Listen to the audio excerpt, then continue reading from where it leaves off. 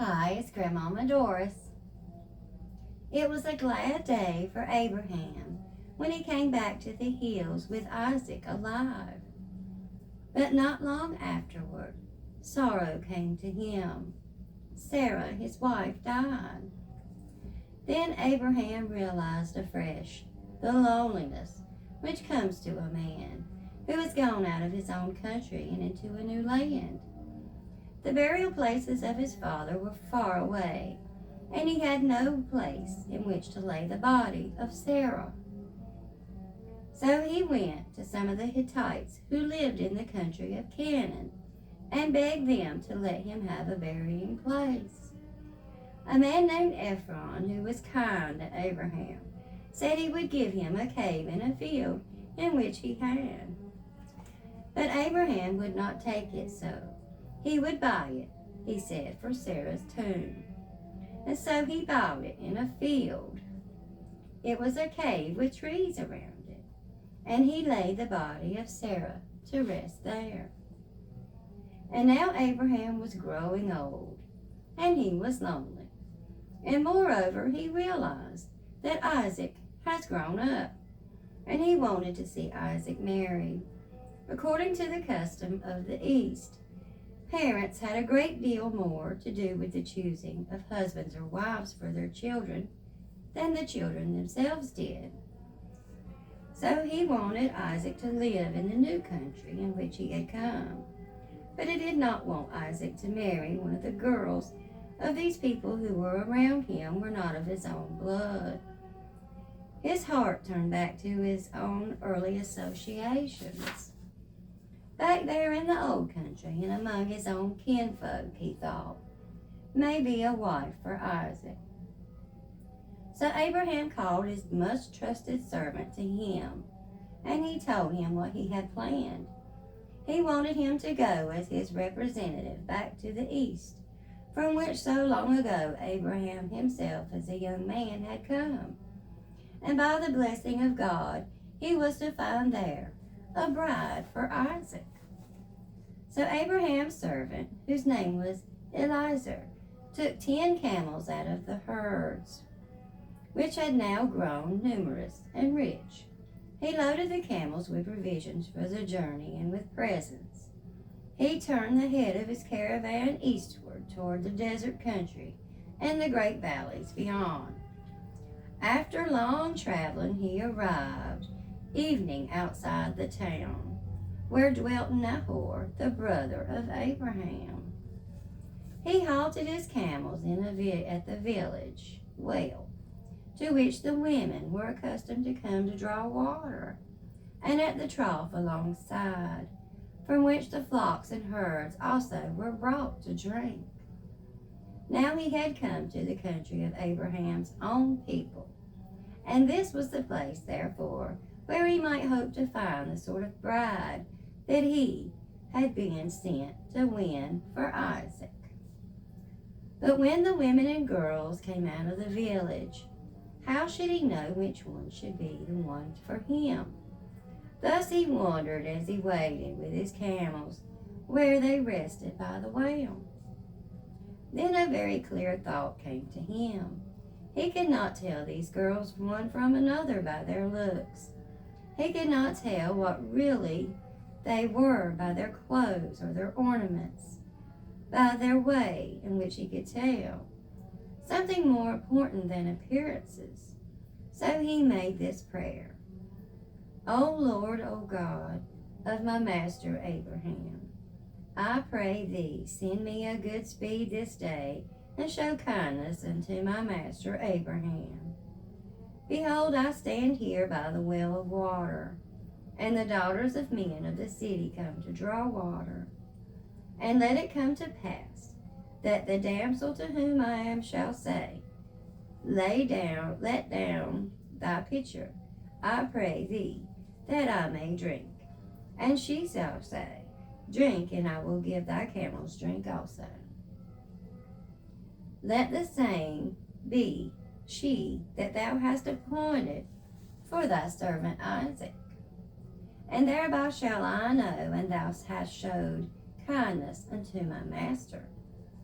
Before he had finished speaking, out of the village came a girl, whose name was Rebekah, carrying a jar upon her shoulder. She was a young and very fair to look at.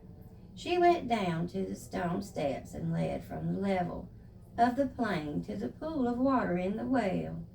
She filled a jar and came up the steps again.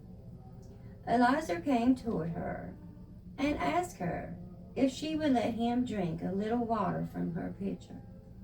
Quickly she took it from her shoulder. She held it out to him in her hands so that he might drink. And when he had finished, she said, "I will draw water for your camels also." So up and down the steps to the well she went, in her quick, graceful way, filling the jar again and again, and emptied it into the trough for the camels, until all the great thirsty beasts had drunk their fill. And Elijah, Abraham's servant, wondering at her, held his peace, considered whether might it be true that God was bringing his journey to a prosperous end. When the camels had finished drinking, he took a golden earring and 2 heavy bracelets, and he gave them to her. He asked her whose daughter she was, and would there be room perhaps for him to lodge at her father's house. Then she told him she was Rebekah, and Abraham's servant recognized at once that she was the great niece of Abraham, a granddaughter of his brother Nahor. And she said there was straw enough at her father's house to take care of the camels, and room for him at the lodge.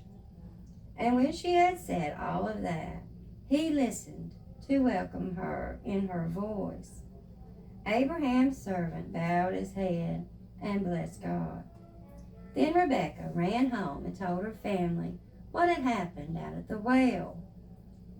Out then came her brother, whose name was Laban, and he gave a hospitable welcome to Eliezer and told him that he had the place ready for him to lodge and room for the camels. So Laban ungilded the camels and took their packs off and gave them some straw, according to the custom of the East. He brought water to wash the feet of Elijah and of the camel drivers of his caravan. And he wanted Abraham's servant to sit down at once and have something to eat. But he said no, he would not eat until he had told his errand. Then he told all about Abraham, how God had blessed him and given him flocks and herds and silver and gold, and men servants and maid servants and camels and donkeys. Being devoted to Abraham and proud of the family, he probably made the whole story significantly glowing. And then he told about Isaac and Abraham's desire that Isaac should not marry one of the Canaan girls, but find a wife in the land of his ancestors. Also he told of the prayer he had made by the well as to the sign of the kind of girl he should choose, and how Rebekah had come and how she had answered him when he asked her for a drink, and how she had drawn water for all the camels. How, in short, she was exactly the one person that he was looking for. And would they let her go back with him to Abraham in order that she might be Isaac's wife? Laban, Rebekah's brother, and Bethuel, her father, configured together. They said to Elijah, "This thing proceeds from God. We cannot answer you either weal or ill. It was not for us to object." Rebekah would go with him according to the message which he had brought. Then Eliezer was full of joy, and he took out from the packs which he had brought with him on the camels jewels of silver and jewels of gold, and gave them to Rebekah. And he gave handsome gifts to her brother and her mother, and that evening they had a feast together. In the morning, Elijah said that he wanted to start out home. "Send me away," he said to my master. But Rebekah's brother and mother were reluctant to have her leave so soon, so let her stay a few days, at least 10. After that, she should go. But Elijah was urgent that he ought to get back at once. So they said they will call Rebekah and let her answer. They called out to her and said, "Will you go with this man?" And she said, "I will go." So the camels were saddled again, and Rebekah and her nurse told the family goodbye. And they started away westward by the same way upon which Abraham had gone upon his adventure many years before. Over the many miles the caravan rocked upon its way, and at last it was drawing near to Abraham's country. It was the end of the day, and Isaac went into the field, and he sat to meditate. Perhaps he was thinking of his father's servant who had gone on that exciting journey, and was wondering what had happened to him.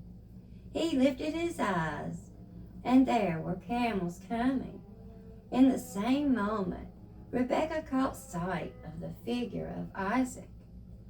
"What man is this that walks in the field to meet us?" inquired she of Elijah. And when he told her that it was Isaac, she alighted quickly from her camel and drew the veil, which she wore as a maiden, across her face. Then Elijah told Isaac all the story of his journey, and how he had brought Rebekah back. When Isaac saw her, he loved her, and Rebekah became his wife.